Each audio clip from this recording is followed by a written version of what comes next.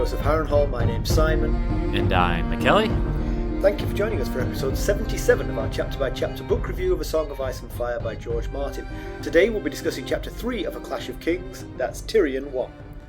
And as always, we're going to chat about the chapter and try not to spoil any future plot points for you. And hopefully we'll provide you with some entertainment along the way. We'll summarise what's happened, discuss our thoughts on it, provide some background, compare it to the television show, and indulge in a little pedantry. We'll also cover some reader mail. Be sure to check out the show notes. They'll provide you some additional information which will help clue you in, particularly if you're not reading along. How are you, Mackelly? I am good, my friend. How are you? I'm alright, not too bad. Mustn't grumble. Good. Do you see my my thing there in the in the notes? Stacy in a game shop. I do. It's much like a bull in a china shop.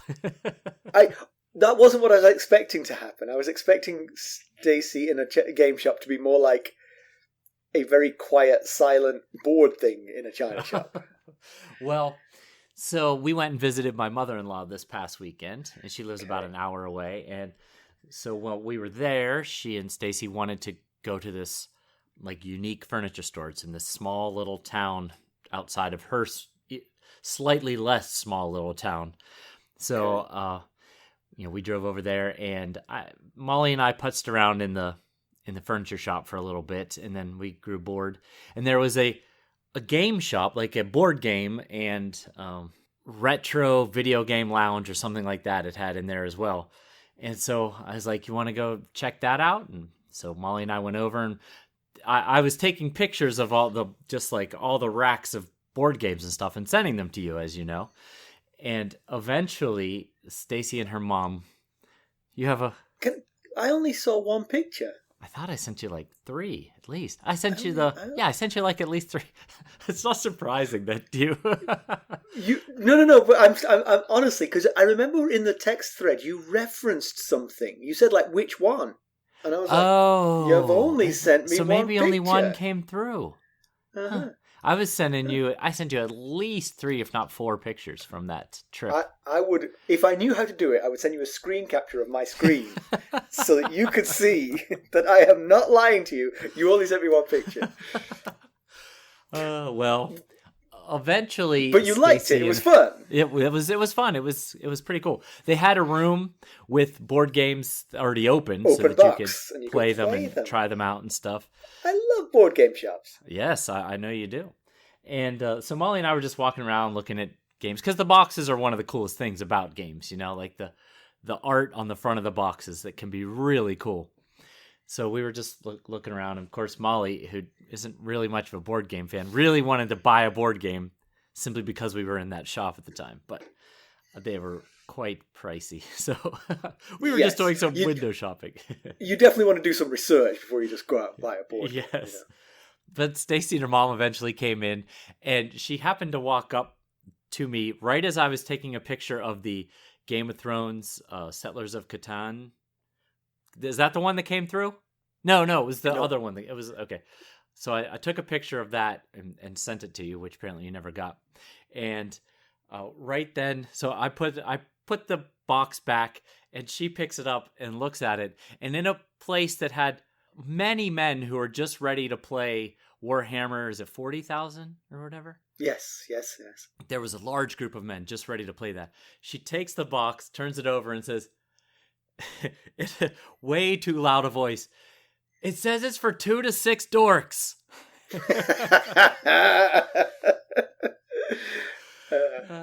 Yes. I was like, did they come running over to take it? Ooh, let me try. I was like, well, you got to watch your audience here.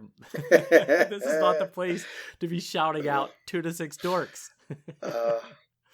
It reminded me of that time that you and Ethan and I were playing the Mountains of Madness board game. Yes. And we really needed to find the tools in the game. We had to find these tools, and Stacy walked through and deadpanned, "I see 3 right here." I remember it well. It still hurts just a little bit. I think the worst part about that was we needed a certain number of tools. So we were like, we need 4 tools, and she was like, well, I see 3. Yes, that's what it was. Oh man, your wife is she's a 1. She's something. She'll knock us down a peg or 2.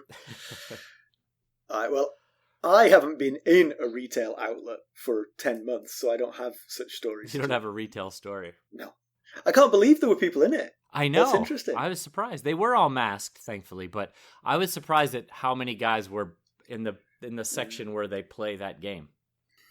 Well, let's get down to business. How did we leave Tyrion Lannister? Technically, the last Tyrion chapter was him being sent to King's Landing by his father, but since then, he appeared in the last chapter, which was Sansa.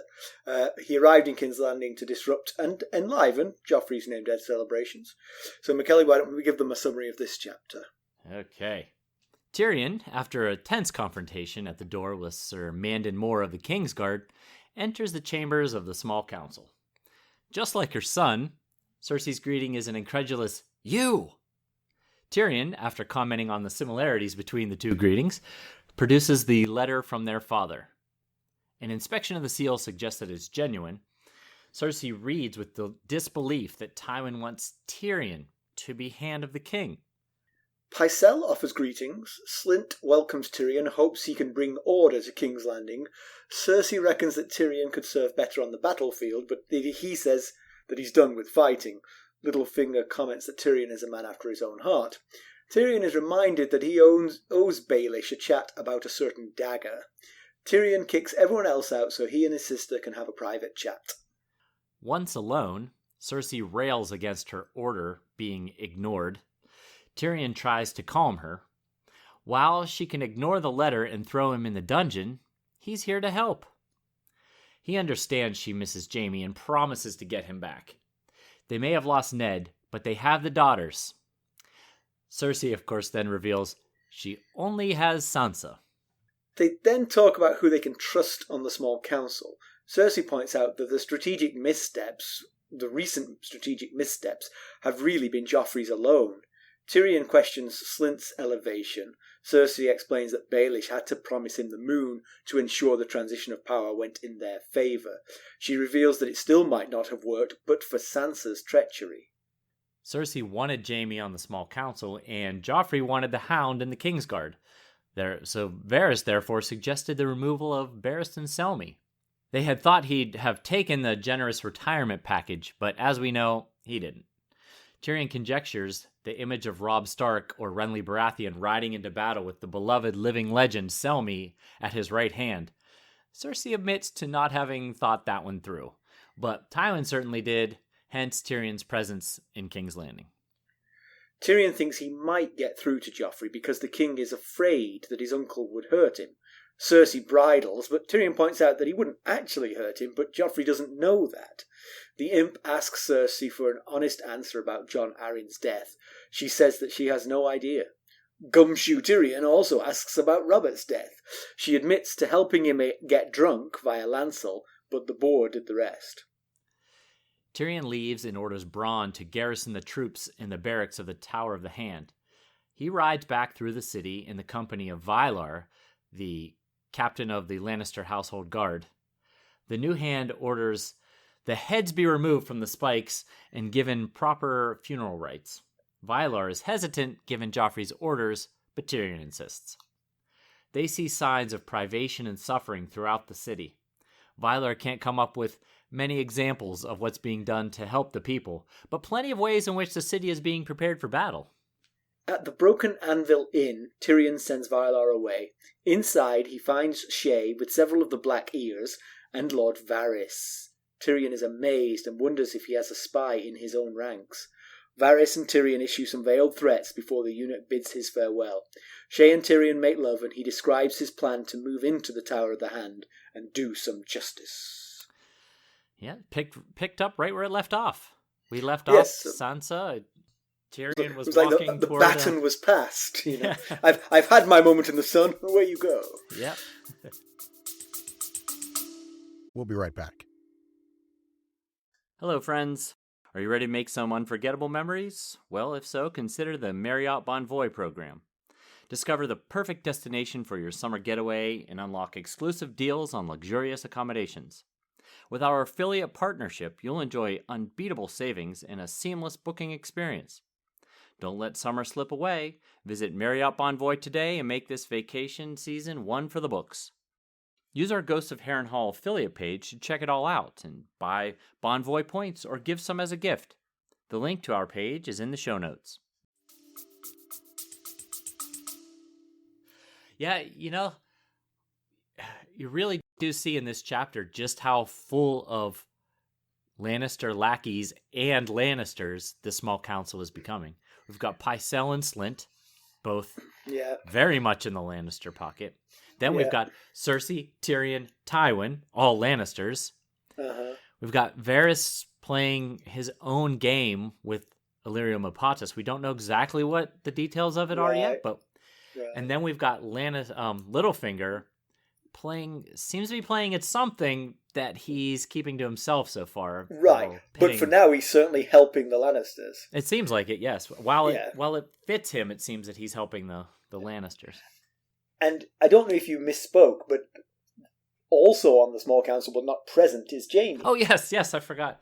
I forgot Jaime. Yes, but I think you subbed in Tywin, who technically Tywin and Tyrion wouldn't both be on there together because Tywin will one day be Hand of the King, and Tyrion's just standing in for him. Yes, good point. But you're right. There's not a lot of dissenting voices there. No, I mean, I think both Varys and Littlefinger are willing to speak truth to power, but they're also very smart and won't do it unless there's a very good reason to do it. Yes, if it fits what they need, then maybe right.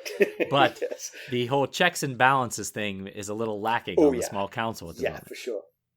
So I wanted to say that. So the first part of the chapter is the Tyrion trying to get into the small council, and Mandon Moore is trying to keep him out. And Tyrion's got both Bronn and which one of them? Timmet, son of Timmet, yes, with him. So he's got some backup, but Mandon Moore is kind of like, you're not coming in. I've been told to not let anyone in. And I have a lot of sympathy for him here, because if you've been told by a person in authority not to let anyone in, and then someone else in authority, but slightly less, demands to be let in, what are you supposed to do? That's quite the quandary. Exactly. So I have some sympathy. Of course, I say that, but he does have sort of like the cold, dead shark eyes, and he's mean to Sansa. So I don't have a lot of sympathy for Mandon Moore, but his plight here was difficult. But what's interesting to me is that he seems like he's not going to let them in until Tyrion basically threatens him. He basically points out the fighting strength of his two companions. Right. And then Mandon Moore, without any obvious changing facial features, lets them in. Yeah. Or lets Tyrion in anyway. Right. I mean, he says the others have to stay outside. But so it's like he backed down. It's like he was like physically afraid and backed down. Yeah. It's either he decided at that moment, all right, whatever. Just go it's just not worth it. but like Tyrion describes in this chapter, you can never tell with Ser Mandon Moore because, as Jaime says, his facial expressions never change. Tyrion mentions in this chapter that Jaime has said that aside from himself, Mandon Moore is the most dangerous of the Kingsguard because you never know what he's thinking because his facial expressions never change. And I thought that they might want to rename him Ser Mandon of the Felt Table because he would make an excellent poker player with that that poker face that he's got. I didn't understand that. I saw that in the notes and I was like, why would he be good at pool or snooker? I don't understand. Different felt table. I see what you're saying. No, they mention the way that Tyrion intimidates, or tries at least. It's hard to tell whether he was successful in that or not. But the way he got through the door, so he was that successful. The way he gives a subtle threat to Ser Mandon is that he mentions that Bronn, he doesn't actually come out and say that Bronn killed Ser Vardis Egen. He says to Mandon, do you know Vardis Egen? And he's like, yes, I'm familiar with him. And Bronn says, was, past tense. So I can't remember exactly how he does it, but somehow refers to him in the past tense to say, yeah, he's dead now. Yeah. A little background on that, which wasn't enough to actually go in the background chapter, but Ser Mandon Moore is from the Vale, and he came to King's Landing with Jon Arryn and was made a Kingsguard by Robert when he arrived with Jon Arryn, but also that neither of those two men, Jon Arryn or Robert, were very fond of Ser Mandon Moore. So Yeah, I mean, you don't have to be buddies with your bodyguard. Right. But so he would know him because, they would have come to King's Landing. He would know Varys Egan, you mean, yes. Yes. Yeah.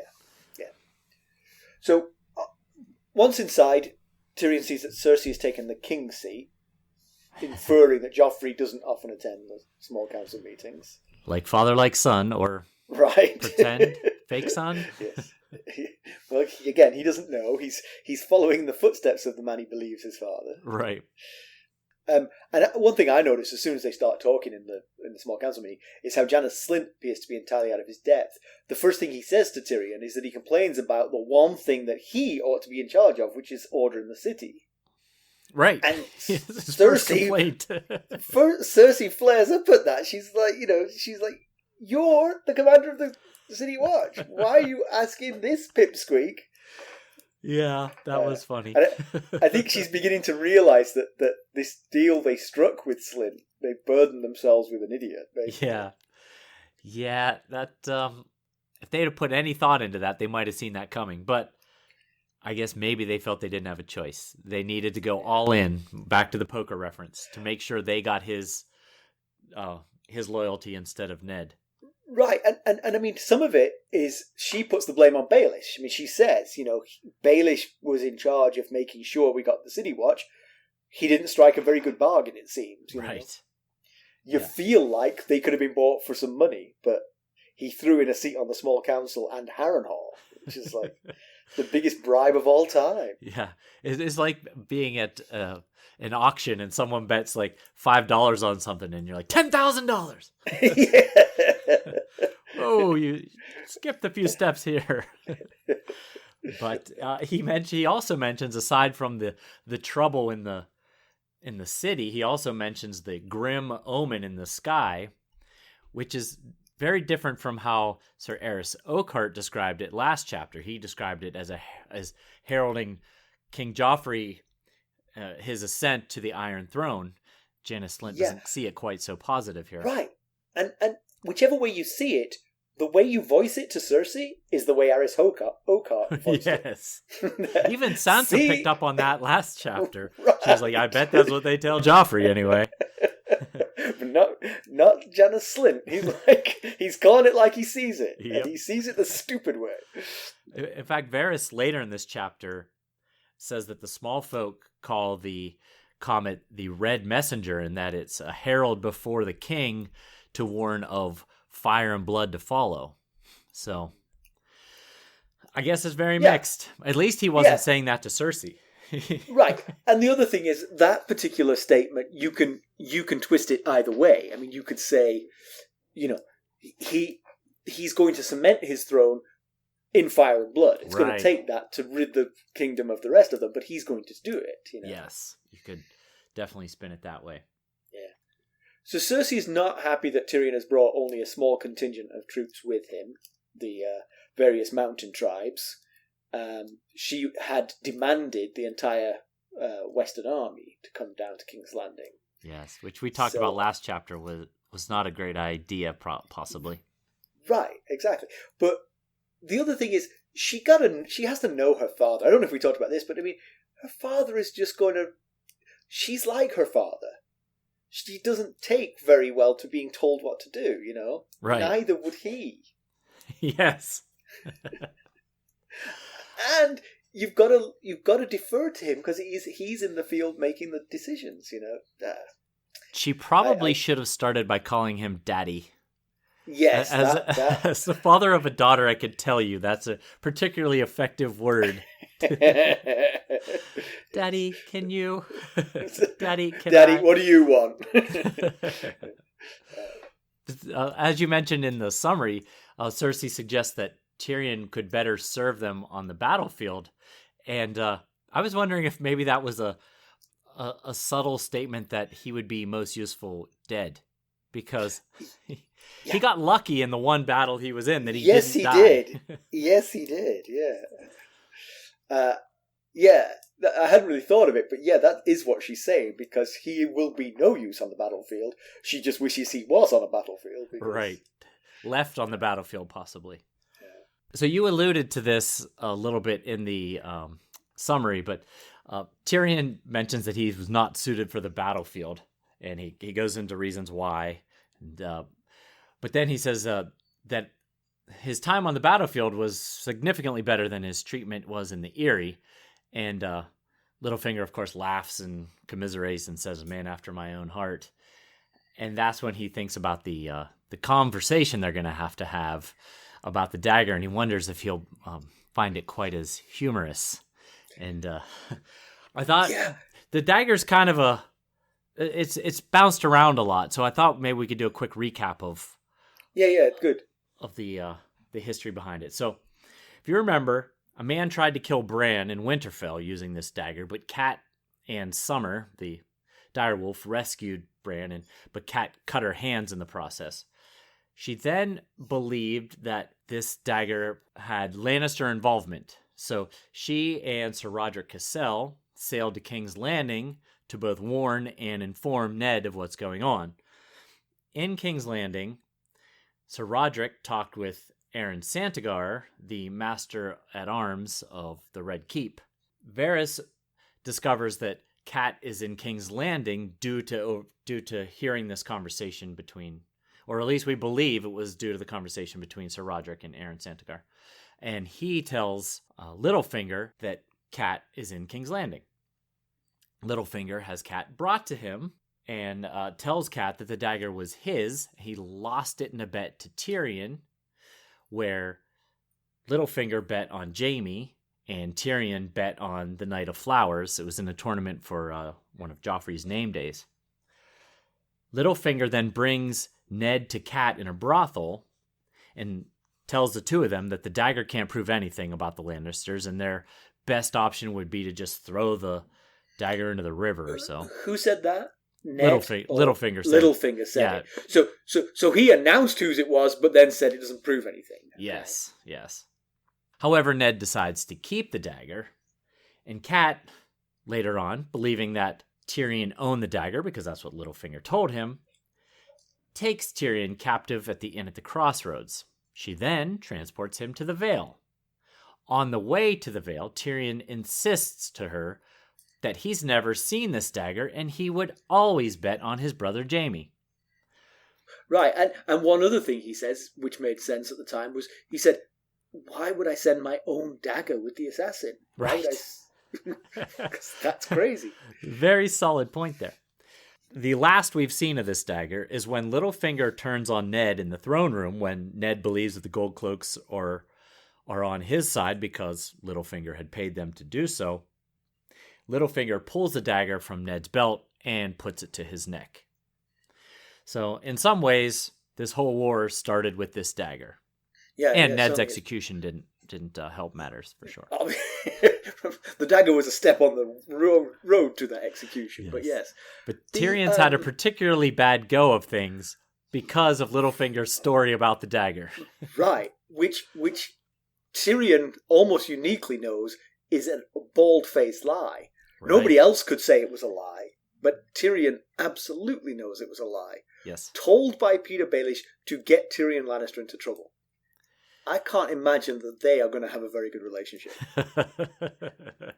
Definitely a lot of drama going on there, that's for sure. Right. In saying all that, I'd forgotten how bad Tyrion's treatment was in the Eyrie. The whole Sky Cell was just awful. Terrifying. And with Mord. With Mord, exactly. Who'd want that? If I were Tyrion, I would be very unforgiving. Yes. I certainly would be more forgiving towards Cat Stark than I would towards Peter Baelish. Absolutely. Because Cat Stark was misinformed. Exactly. Peter Baelish, bold-faced, lied about him. And almost anybody else in the kingdom might think that Peter Baelish was mistaken or was telling the truth, because they don't know different. But Tyrion Lannister is the one person who knows for a fact that was a lie intended to make his life miserable. Yep. I might, if I were Peter Baelish, I might make tracks out of here. Yeah, really. I don't know that Peter Baelish swings that way, though. I think he's a smooth, quick talker. He might be able to talk his way out of this. Yeah, we'll see. Indeed. It will be an interesting conversation when it comes up. So now Cersei wants to get all rule following here. She cites the laws that only a king can name a hand of the king, and Tywin can't do so without Joffrey's consent. So now she wants to play by the rules. We'll be right back. This episode is sponsored by Audible. To get a free audiobook, or 2 if you're an Amazon Prime member, go to our exclusive URL, audibletrial.com/ghostsharrenhal. You can find the link in our show notes. I've noticed that sort of in the history of tyrants, they typically want the rules followed when the rules work in their favor. Yes. I'm not sure where that rule following stuff went when Ned was King Regent. And, yeah, that wasn't really working in her favor at that point. No, it wasn't. Yeah. But then Tyrion asks for a moment. He asks if the room can be cleared so he can talk privately with his sister. And if you notice, Varys is very quick to react to this request. And he kind of the first to move. Yeah. Yes, he's the first to move. He says the troubles of the realm will wait. Let's give these 2 siblings a moment of time. And I like the way that it was worded, that he slithered to his feet. That's kind of a cool way of saying that. I wondered, why was he so quick to give them this alone time? I mean, I'm sure it's the hand of the king and the queen regent. They could have cleared the room if they wanted to. He jumped up and was like... Well, you've made the point before. There's lots of Lannister lackeys in that room. You want to be the first to jump when they True. True.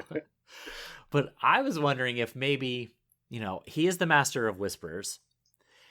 He might have some way of listening into this conversation. We know that Maegor had secret rooms and tunnels and stuff put in the Red Keep. That's why he killed all the builders after it was finished, so only he would know the secrets. So maybe Varys has found some way to listen in to conversations in this room. So he's very anxious to get everyone out so that he can hear what's being said. Possibly. It's just a definitely possible.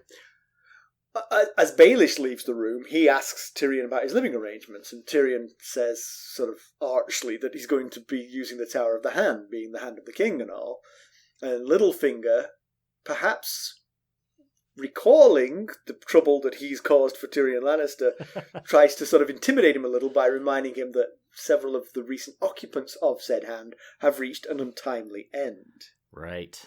Yes. He says 2, Ned Stark and Jon Arryn being the 2 most recent, but then Tyrion says 4. Tyrion points out it's the last 4 have all met bad ends. Yes.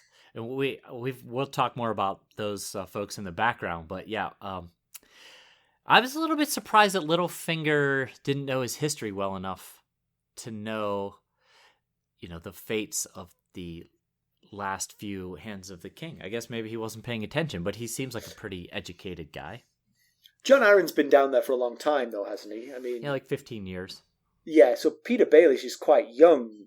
Peter Baelish probably came to King's Landing after Jon Arryn was already ensconced, and so he never really thought about prior hands of the king. That's a good point.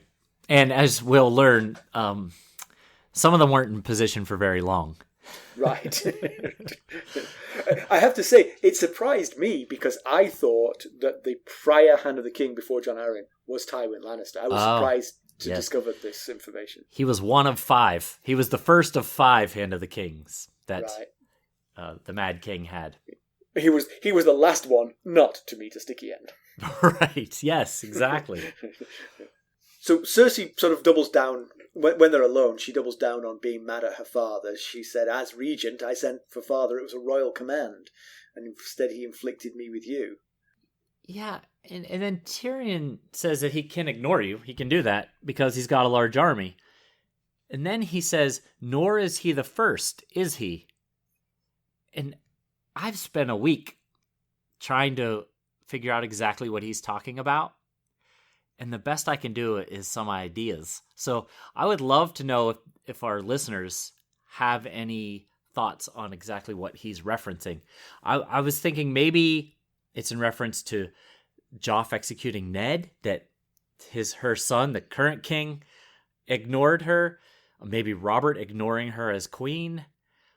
Maybe she told Jaime not to leave King's Landing and he did, or wrote Jaime to come back and he hasn't. I'm not exactly sure what he meant by "nor is he the first," is he?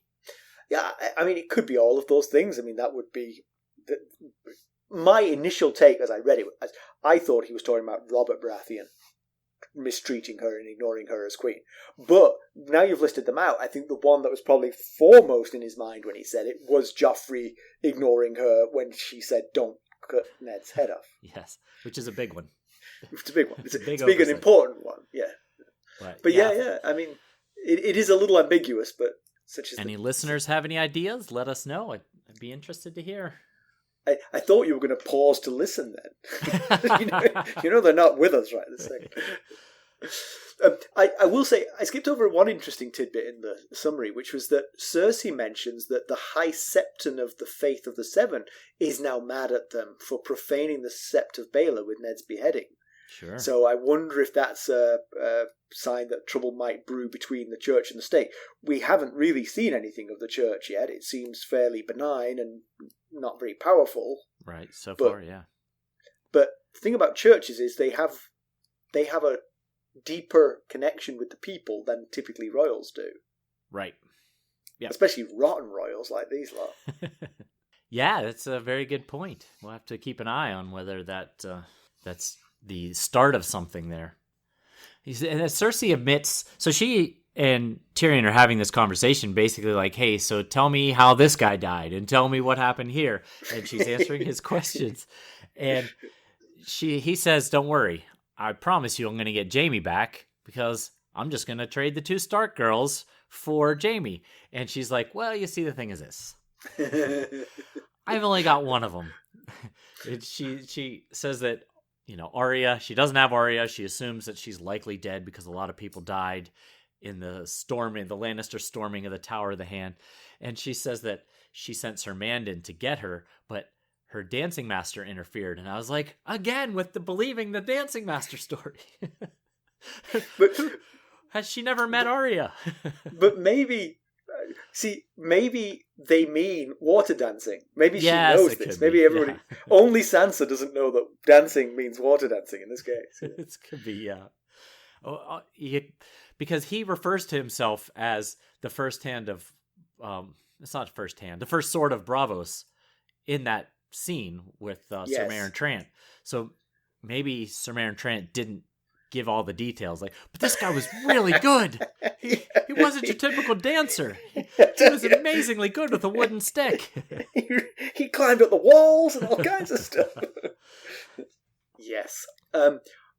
One thing, actually, when they're talking about getting Jaime back for the Stark girls, one thing that it made me realise is that the one thing that these two have in common, and it's not much because they don't seem to like each other very much, or at least Cersei doesn't like him. I think he kind of likes some aspects of her, but she does not seem to like him at all.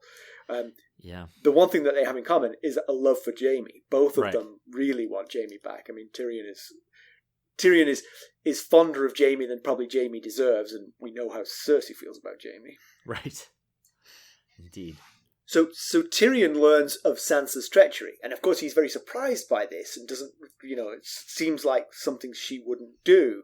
But Cersei actually correctly portrays this treacherous act as nothing treacherous at all, just love-struck foolishness. Basically, she's trying to stay with Joffrey, not get sent home, and she happens to betray her entire family and house and the North, the Seven Kingdoms, and the gods, both old and new. She betrayed basically everything you can betray. Right. Yeah, the way Cersei first worded it, it did seem like, if you were Tyrion, you'd be like, wow, I would not have seen that coming. Sansa betrayed her own father?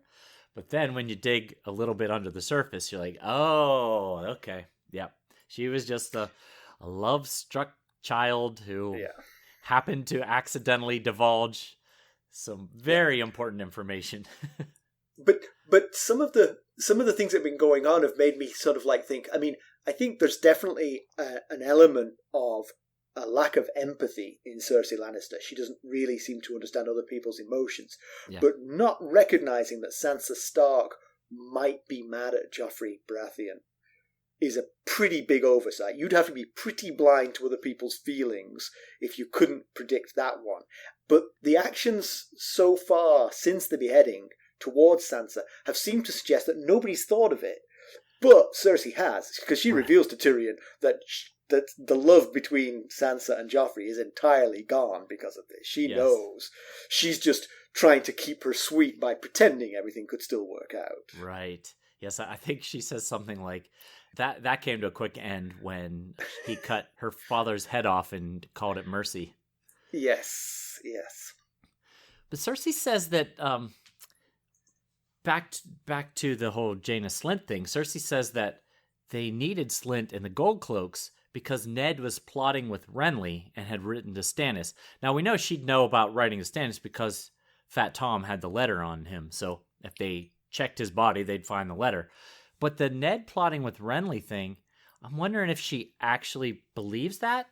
If so, maybe Littlefinger told her that to turn her against Renly more than the others, than she might have otherwise done. Because Renly, up until he named himself king, had really just left town. He hadn't done anything treasonous. He did now, but... Yeah, but that's the thing. He has done now. Yes. I think she'd never thought Ned was plotting with Renly. In fact, the letter to Stannis completely disproves that. Right. If you were plotting with Renly, the last thing you would do is write to his big brother and say, hey, you're the king. You're king. Exactly. Yeah. But now it suits her ends to say that he was plotting with Renly because Renly has declared himself king. So. Yes, that was the other thing I was wondering. Is she just saying that to increase her rationale for promoting Slynt? Like, you should have seen all the stuff that this Ned Stark was up to. He was plotting with Renly over here, and he was writing letters to Stannis over here. We had no choice. Yeah, because Tyrion's met Ned, and he knows what a scheming, conniving... right. Those Starks. double dealer that Ned Stark was, yeah. But yeah, I mean, the thing was, they did need Slynt. I mean, they absolutely did. But it just feels like, in some ways, it feels so overblown what was given to him that Baelish did it on purpose. Oh, I see what you're getting at, yeah. Well, I don't know what I'm getting at. I'm just saying it's just so much more than was needed. Yeah. So why did he do it? Maybe Slynt is actually a Baelish loyalist on that small council. Yeah. Right, yeah. At very least, it's another fly in the ointment. He seems to be liking to create tension, friction, and chaos, especially between the major houses, like the Lannisters and the Starks. Yeah, the other thing you might say is, you might look at that small council if you're Peter Baelish and think, I might be the most expendable person on this small council. I need someone worse than me. That's right. You don't have to be the fastest. You just have to be not the slowest. Not the slowest, exactly. To outrun the lion. So you recruit Janos Slynt and you suddenly look like you're a genius, So then Tyrion asks Cersei, whose brainchild was it to remove Ser Barristan Selmy, the living legend that he is? And she says it was Varys' idea because, as we mentioned in the summary, Joff wanted someone to blame, and he wanted to promote the Hound to the Kingsguard, and Cersei wanted Jaime to be Lord Commander. Small council. I mean, on the small council. So how do you do that? Promote him to Lord Commander of the Kingsguard. And I wondered why Varys would suggest this. He had to have a reason because he doesn't seem like the kind of guy that would just throw an idea out there for no reason. Well, I think you've just answered that, haven't you? Cersei and Joffrey wanted things, and there was one solution to both of those problems. Yeah, I guess so. Yeah. And so Varys, again, going with the prevailing wind, said, I think I can help you. I've come up with a brilliant scheme. Yeah, he had to have seen how that could backfire on them, though. But I guess I'm sure Varys saw it. Yes, they didn't know what you're getting at. They did not. Yeah. It is tricky because again, we're not sure where Varys' true loyalties lie. Right. But he is a slick mover, and like you said, those two things came to fruition. very simply by getting rid of Barristan Selmy. And so if I'm Varys and I don't have any great loyalty and I don't really care what happens to Barristan Selmy, if he ends up riding with Renly, fine, I don't care. Then it's a great solution for Varys. Yeah. You look good, you look smart. Yeah, I wondered if there was any... We know he's involved in some sort of what appears to be a Targaryen reemergence plot with Illyrium Opatis. So I was wondering if there was anything in play involving that. Maybe just simply removing a major asset from the Lannisters. Very true. Yes, just undermine the Lannisters by taking away someone who would have been great for them. Yes, because he was a intelligent, sound voice, responsible and honorable voice on this small council. He probably would want to quit after he sat at this table for an hour. Yeah. Like, that's it. Yeah. I'm out of here. But then I wondered, would Selmy join the others, not the others with a capital L, but Renly, Robert, Stannis, would he join their cause? I feel like if he believes Joffrey to be the true king, that Selmy would be too honorable to back a pretender or a usurper. He only joined Robert's staff after he fought almost to the death for Aerys Targaryen and was pardoned by Robert. Yeah, but of course, the fly in that ointment is Joffrey isn't the true king. Yes, but I don't think Barristan knows that. Right, but when Barristan bumps into other parties, they can say to him, but you can fight for us because Joffrey... Once, if and when word gets out. I mean, that's still the thing that hasn't actually happened yet. Yeah. But it's a secret that's going to escape. That seems sure. Right. But you're right. He won't do it just because they've slighted him. Because he won't betray his true king. He would need that information to betray them. I agree. But we also discover that he did indeed kill the gold cloaks that were sent to capture him after he stormed off, after he was dismissed. We had talked about not wanting that assignment, not wanting to be those gold cloaks sent to go round him up. Not wanting to be one of two. I mean, like, you see those 4,000 men you've got standing idle there? Could we not spare a couple more? Right. We also notice again how fond Joffrey is of the Hound. We've mentioned this before, that it's the closest he has to a father figure. And he doesn't ask him to hit Sansa. Joffrey does not ask the Hound to hit Sansa. Yeah, so, there's something to that, surely. Yeah. We've talked before about how Tyrion does appear to have some control of Joffrey when nobody else can. But now he's in a sort of difficult situation because Cersei didn't like the idea of Tyrion threatening him, but then Tyrion reassured her. He's like, there are going to be threats. He is my nephew, I'm not actually going to hurt him. I think he says, he's as safe with you as he is with me, and then he thinks, she missed the point again, like she usually does. Yeah. So can Tyrion put him in enough fake peril to actually make him come to heel? It seems unlikely. And I wondered, after reading this sentence, remember last chapter, the Sansa one, we talked about there being some animosity between Tyrion and the Hound when Tyrion called him Joffrey's cur. And there just seemed to be, like, I think Sansa said that Tyrion was looking at the Hound with cold eyes. I wondered if maybe he was trying to generate a feeling of him being some danger to Joffrey, getting that vibe of, I will hurt you if I need to. Yeah. Tyrion then becomes, he really gets into sort of like detective mode, and he talks to Cersei. Tyrion talks to Cersei about Robert Baratheon's death, and Cersei basically confesses to her complicity in that. I mean, the wine that he was being plied with by her cousin Lancel was 3 times the normal strength. Yeah. They were intentionally getting him drunk while he was doing something very dangerous. That tends to lead to bad outcomes. Right. So, but she's not embarrassed about it. She's happy she did it. Yeah.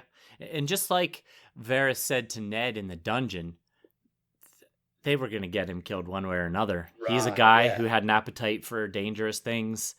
Yeah. Maybe it would have been an arrow that went astray next time, or, one way or another, they were going to find a way to get him killed. But as much as she admits to that, she continues to deny involvement in Jon Arryn's death. Yeah, I gotta say, I believe her. I mean, that's the thing. The thing about this book is every one of these characters has moments of honesty. And clearly Cersei is being honest here. She has no problem admitting to regicide. Why would she care about handicide? Yes. Yeah, and the the source of the allegations are becoming less and less credible every time we meet Lysa. Well, I mean, yes. She's already changed the story from Cersei did it to Tyrion did it. Basically any Lannister will do, the first nearest Lannister, I guess. So either Lysa's very confused, intentionally trying to pin this murder on the Lannisters, or she's just plain crazy. There is one character who it could be, of course, is Jaime, because Jaime has as much reason to want Jon Arryn silenced as Cersei does, right. Namely that he is the father of Joffrey Baratheon, and so needs to protect that secret. Yeah. And we've never really heard what he was up to or heard a denial from him, so he's still a candidate. He definitely could be. The only issue there is would Jaime think to poison someone? He's a grab his sword and fight him kind of guy, but it's definitely possible. He definitely would have motive. Yeah. What if you were Jaime Lannister and you went out for a drink with Peter Baelish and you said to Peter Baelish, you know what? I want that Jon Arryn gone. And I'll make it worth your while. Uh-huh. Yeah. I mean, I got no evidence for that. I'm just saying. Jaime has a real reason and has never denied it, because no one's asked him, but has never denied it. Cersei is clearly adamant that it wasn't her. And certainly. It does feel, and just to undermine my own argument, it feels like they would discuss it. If either of them knew what Jon Arryn was discovering, yes, that they would discuss it between themselves and decide on a plan of action together. Mm-hmm. Yep. So that does give me a little bit of, maybe it wasn't Jaime. We'll just have to keep an eye out, I guess. Yeah. So when Tyrion leaves Cersei, he rides back through the city with Vylar, who's captain of the Lannister Guard. More evidence of Cersei's lack of depth and empathy. Tyrion asks him directly, what is the Queen doing about the food shortages? And Vylar responds that she's tripled the watch, she's bolstering the city defences, and she's commissioned the alchemists to create jars of wildfire for her. Yep. None of those three really does much to alleviate the hunger that Tyrion specifically asked about.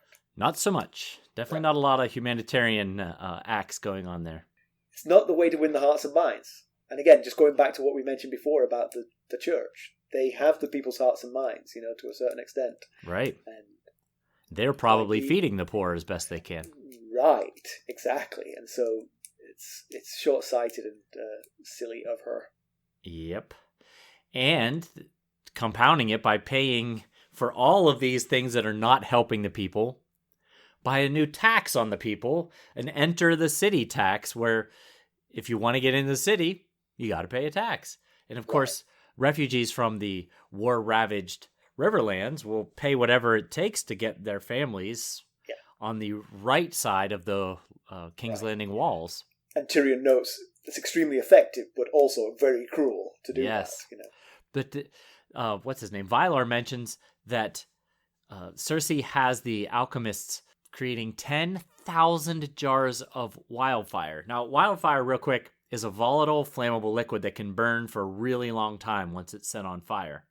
Now, 10,000 jars is right up there in Mad King territory, because the wording for how many he had created was he had thousands of jars made in preparation in case there was an attack on King's Landing. So that might exceed what he had done. What is she going to do with 10,000 jars of wildfire other than blow up the whole city, you know? Well, I mean, you'd That's imagine... one way to take care of hungry bellies. True. Just blow You'd them up, I imagine guess. that it would be a deterrent to Renly and Stannis should word get out. Yes, right. And conceivably, you could throw it at them and see what happens. You know, that Right? Yeah. could cause some damage. Fling those jars at them. Right. I don't know. I'm with you though. It's a lot of very dangerous material to be holding inside the castle. So Tyrion goes to the Broken Anvil Inn, which is where Shae's ensconced. Yep. It's near the Gate of the Gods, which is in the... Right, yes. If you remember, if you think of King's Landing as a diamond shape, it's the west corner. It's in the west corner. It's the one that the King's Road runs into. Right. And so the reason he's been staying at the Broken Anvil is because he's keeping Shae there, because he doesn't want the people inside the Red Keep to know about Shae. When he gets there, Shae is having a drink with Lord Varys. Maybe that's why he wanted to leave the small council meeting so quick, because he wanted to get... Could be it. Forget the gossip. So, so the Tyrion and Varys have what seems on the surface to be an amiable chat, but it has these threatening undertones. Yes, it was one of those conversations that Ned would hate, where they're saying something and meaning something else with veiled meanings underneath their sayings. Old steaming Ned. Yes. One example, Varys mentions that the carvings on the Gate of the Gods, the gatehouse on the Gate of the Gods was exquisite, and that the eyes are so expressive, and that they follow you as you come through. And Tyrion thinks, that's not what he's meaning. What he's saying there is not what he's meaning. What he's meaning is, I had eyes on that gate. I saw you the minute you got into town. So this is a worry for Tyrion, because Shae was not supposed to come. Right. I mean, not only is she a vulnerability for Tyrion because he's falling in love with her, but Tywin expressly said she was not to go with him to King's Landing, so he's broken a command from his father. So this can definitely be used against him. Yep, exactly. And a thought he has at the end of this chapter here, after this scene, is that all of his power at the moment comes from his father. The same father that specifically forbade him from bringing Shae to King's Landing. So he's in a bit of a vulnerable spot here. But you'd have to assume Varys was going to figure it out sooner or later. Maybe not the first night, but sooner or later. Oh yeah, that's the problem, yeah. One interesting tidbit I learned here was that the Black Ears don't kill their defeated foes. That's why Chella has all those ears on a chain around her neck. They cut off the ear instead of killing the defeated foe, giving their enemy a chance at revenge and reclaiming their ear. So if she loses a battle, she's like, wait a minute, one of these... Is this one? Here you go, this one's yours, yeah? Let me check, holding ears up to his head. So, Varys sets a riddle, and he says in a room there are three great men, a king, a priest, and a rich man, and there's a bunch of gold. And between them there's a sellsword, a little man of common birth with no great mind. And each of the great man bids him to slay the other two. The king says, I'm your lawful ruler. The priest commands him in the name of gods. And the rich man says, all this gold is yours. And the question is, who survives? Yeah, not to spoil, but there will be future conversations in this book about this riddle. So we'll get more into it as we hear the characters' thoughts on it. But to me, it definitely seems to be about power. How you come by it, how you wield it, what power truly is, and that it all depends on what you're motivated by. Right, yeah. And that's what Tyrion says, actually, because Shae thinks the rich man will be the one that lives because that's what the sellsword would gravitate towards.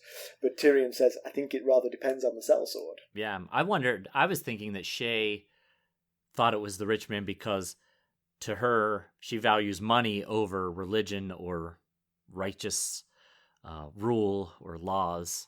But I wondered why Varys would say this, leave this like parting gift to Tyrion as he was leaving. And I was thinking that maybe, Tyrion is about to enter into the most powerful position he's ever had by far. His other previous job was being in charge of the cisterns and drains at Casterly Rock. So, which he did a good job of, as we know. He did do a good job, yes. At least in his own opinion. Yeah. So maybe he just wanted Tyrion to think about power and its source. That power's only as good as other people's belief in your power, regardless of if it's money, law, or religion. If the sellsword isn't buying what you're selling, you don't have any power. Yeah. So ultimately, it's others who decide if you have power or not. Right. And actually, sort of extrapolating what you said about if the sellsword isn't buying what you're selling, then you are powerless. The only person in the room with actual power is the sellsword himself. Yes, precisely, exactly. Yeah. So really, the small folk have the power because they are the ones who decide to follow a person's rules. Getting all kinds of philosophical here. We are indeed. I like it. When I read this, what my first thought was? I bet our Dr. Tammy Milky has some interesting ideas about this power riddle. Yeah, but no, I think you're absolutely right. It's exactly a sort of like a cautionary tale and a warning to Tyrion to think about where his power resides and where it stems from. Yep. And how vulnerable it might be to disappearing in a puff of smoke. Yep. You said you had some background about Hands of the King. I do indeed. I'll believe it when I hear it. So, as I believe Tyrion mentioned in this chapter, and I think you mentioned it earlier, that Tywin was Aerys' last Hand of the King, who left his role with everything he brought to it. The successors did not have so much luck. So after Tywin resigned as King Aerys II Targaryen's, a.k.a. the Mad King's, Hand of the King went on a run of Hand of the Kings for 2 years. First up was Owen Merryweather, Lord of Longtable from the Reach. He was thought to be amiable, but not very capable. And after Tywin left King's Landing, King Aerys began to focus his mistrust and paranoia on his son Prince Rhaegar. Lord Merryweather and Grand Maester Pycelle tried to keep the peace between the houses loyal to the king and those loyal to Prince Rhaegar. Now, Owen's downfall as Hand of the King was his inability to squash Robert's rebellion.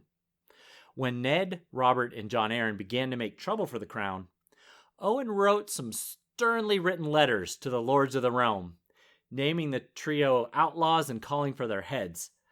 Surprisingly, this was not as effective as he may have hoped. Eventually, Mad King Aerys began to think that Owen was in league with the rebels, and thus had him stripped of his lands and exiled. Of course, when Robert claimed the throne, he did give the Merryweathers their titles and some of their lands back. Now he was Hand of the King from sometime in 281 to sometime in 282. King Aerys turned next to John Connington, Lord of Griffin's Roost, which, oddly, the Conningtons of Griffin's Roost came up last chapter when we were talking about that elderly knight with the griffins in his sigil. Yeah. We thought maybe he was an offshoot of that house. Griffin's Roost is a Stormland house, so that seems kind of surprising, being that Robert Baratheon was the Lord of Storm's End at the time. But it makes sense when you dig a little bit deeper, which I'll get to in a second. Unlike Owen, who was old, Jon was in his early 20s because Aerys wanted someone who would better match up with Robert's youth and vigor for his next hand. Now, Jon was friends with Prince Rhaegar and served at court in King's Landing prior to being named Hand of the King, which is why he chose a Stormlander as Hand of the King. He was considered a capable warrior and commander and was described as proud and bold and energetic and restless and thirsty for glory. But unfortunately, his downfall came when he was defeated by Robert Baratheon during the Battle of the Bells.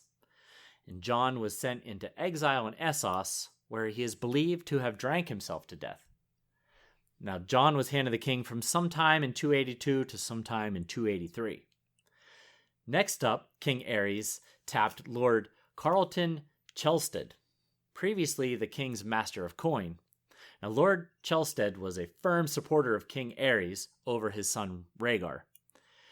But he discovered that the Mad King had a plan to blow the whole city should the rebels try to take King's Landing. And when Lord Chelstead protested the plan and ultimately resigned over it, Aerys had him dipped in wildfire and burned alive. Finally, Aerys cut to the chase and named a pyromancer named Rosart as Hand of the King. Surely he wouldn't protest the wildfire plans. However, during the sack of King's Landing, Rosart was killed as he rushed to carry out the Mad King's wishes and destroy the city. Okay, so in actual fact, 6 hands in a row have had a bad time of it. Yep. But 4 have died. Yes, 4 died, 2 exiled. The first 2 were exiled. The last 4 died. One dipped in wildfire and burned alive. So that's a rough way to go. That's a rough way to go, for sure. Because it burns for a long time. It does. All right, so let's get on with things. The comparison with the television show. The scene with Mandon Moore is dropped. Basically, anyone could just walk into the small council meeting. There's no door. It was just like... the White Raven from the prologue, if you remember in the prologue, Crescent, it appears in the small council meeting. Basically, the small council, they're looking at the White Raven, announcing that summer has come to an end. Was Cersei as excited as Shireen was about the White Raven? She stares at the White Raven with disgust. Oh, okay. Yeah, pretty much. Quite a different reaction. Yeah. The scene actually has a fair few lines in it before Tyrion's arrival. Again, point of view chapters, we don't hear what was said before Tyrion's arrival, but here we do. The small council discusses plans for a long winter, because long summers presage long winters. Right. But interestingly, in the TV show, Pycelle says that that's just a superstition of the common folk. Okay. Yeah. But I thought that was true. I thought that was known. I think Crescent said that the small folk believe that as well. Okay. And maybe there's some anecdotal evidence to support it. So Bailey says that they have grain for 5 years, and after that there'll be less small folk to worry about. Slynt complains of the flood of refugees. Cersei tells him to lock them out. The peasants belong in the fields. She's got a point. But also, the same look of disgust she's pointing at the Raven, she also points at Slynt at that point. One more deserved than the other. Yes. Tyrion wanders in, and he never has a line with Peter Baelish, but he shoots him a look on his way in. Okay. Yeah. You can do that in a visual medium like television. Exactly. Cersei turfs everybody out, not Tyrion. Tyrion doesn't ask for a private conversation. Cersei kicks them all out when she reads the letter from her father. Their conversation is a bit different, more tactical about getting Jaime back. Great look on Tyrion's face when he discovers there's only one Stark in custody. And not as much about how he'll bring Joffrey to heel. So then Tyrion next goes to join Shae, but in the Tower of the Hand. He's already moved into the Tower of the Hand, and Shae's in there with him, which no sign of Varys in that scene. Oh, okay. Seems a bit blasé, you know. I mean, like he Yeah. knows she's not supposed to be there. I wouldn't bring her to the Tower of the Hand. Right. So yeah, but I mean, again, pretty much the scene was there. To pedantry, if Tyrion was concerned to keep Shae's presence in King's Landing a secret, and he clearly was, why did he ride back through the city with a complete stranger? Right. Cersei could have said, where was he going? He's going to a brothel. Send some people to that brothel to see what's going on there. Right. It seemed very strange to me. I mean, like, he was very concerned. He didn't want anyone to know. But he got rid of Bronn. He lost Timmet, but he left Bronn to sort of deal with logistics of sequestering the men. But, like, he could have ridden back with Bronn. Yeah. Bronn already knew. It wasn't even just Vylar. It was several members of the Stark Lannister. The Lannister household guard, I believe. So right, and not one of them would have a reason to keep that news from Cersei if she asked. Right, and of course she might just. He mentioned during the conversation he would rather visit a brothel than have relations with her when they're talking about her and Jaime. So maybe she just thinks, "Oh, that's my gross little brother going to a brothel." Yeah. All right, news and notes. What we got? So one thing we thought we would start doing during this section is reading some reviews that you have sent us, that you have posted at various locations where you can leave reviews, maybe in an effort to entice people to write more reviews. So this first one here, I just picked at random, and this was on Apple Podcasts, and the reviewer's name is Ms. Shytown. and this was left on January 10th of this year. The review is titled My New Favorite Podcast. Woohoo! So Woohoo! it goes a little something like this. I've been trying to read through the series for years, in all caps, and just couldn't get through it, although I've seen the show several times. I decided to buckle down and do a mixture of reading and listening to the audiobooks because, let's be real, brand chapters are boring. That was Ms. Shytown, not me, although I might agree. And stumbled onto this podcast. The hosts are so charming. Oh, Did I? That was there. I promise. I didn't add it. that was your favorite line, was it? Yeah. The hosts are so charming and have really great chemistry. Do you know how many people tell me that? People tell us that we have great chemistry. I get slightly embarrassed by it, honestly. I'm a little bit worried. The content is amazingly helpful, and I look forward to continuing the journey. Well, that is very nice. That is. Thank you, Ms. Shytown. That makes me blush. That was lovely to read. It was. And if you would like your review read on here, just go write one, and we'll pick one at random. Yeah. All right, let's conclude. So Tyrion has, for now, a slippery hold of the levers of power, and he promises to do justice, but can he? Does he have enough power? Oh. Which of the characters in the room is he? He's certainly not the sellsword, that's for sure. Yeah. Yeah. Maybe he's the pot of gold. Maybe. Right. Yeah. Yeah, we'll have to see. I mean, he's got an uphill job, that's for sure. Yeah. There's a lot of bad decisions have been made. It's quite the mess that he will have to dig out of, but he's a smart guy. I mean, we've not gotten to see him in actual action in any kind of capacity, but we believe him to be. He's a witty guy. We know that. So, yeah. We also got confirmation that from Cersei, straight out of Cersei's mouth, that there was a plan for Ned to take the Black. Yoren had told us that he had been given this information, and now Cersei confirmed it. Ned was supposed to take the Black, and Joffrey decided to make a show for the mob. Yeah. Cersei is adamant she didn't kill Jon Arryn, didn't hold back with her other transgressions, so seems that she probably didn't. Yeah, and based on the source of the claim that she did, seems maybe she didn't. Yeah. I'm no longer believing Lysa Arryn, no matter what she says. Speaking of transgressions, she did confirm playing a part in Robert's death. Yep, no question. But I think you made the right point. Didn't matter what Varys said. It didn't matter whether or not the boar got him. They were going to get him one way or another. Yep, they were going to get him in the melee if Ned hadn't talked him out of participating in it. Yeah. Varys knows about Shae. It's not surprising. He is the Master of Whisperers. How will he use this information to control Tyrion? He is the Master of Whisperers, so utilizing information is his primary job. So I'm sure he'll come up with creative ways of using that information to his benefit or someone's benefit. Well, as always, you can reach us at ghost.harrenhall@gmail.com and follow us on Twitter at ghostharrenhall. We're on Facebook, Instagram, and YouTube. And if you leave us a review on any of those platforms, it might get read out on the podcast. That it might, yes. If you wouldn't mind going out and leaving us a 5-star rate and or such a lovely review as Ms. Shytown did, we would certainly appreciate it. And you might hear it on these airwaves. All right, thanks for listening. Thanks. Bye. Bye.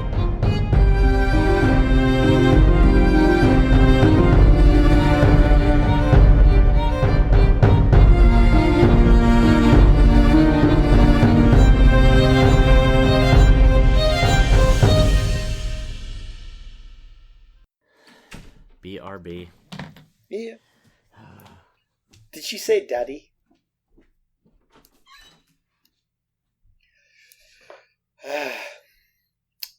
What shall I sing to Mackelly while he's not here? I've had a wedding present song in my head for a couple of days now. It's called, I think the song is called Everyone Thinks He Looks Daft. And I think it starts with, why do you catch my eye then, turn away? I thought we'd said all the things we need to say. Don't give me that 'cause you were seen. Everyone thinks he looks daft, but you can have your dreams. I love the wedding present. You'd be amazed at how effective the power button is. Yes, I could tell that was the problem. Did I you heard turn you it on? say it.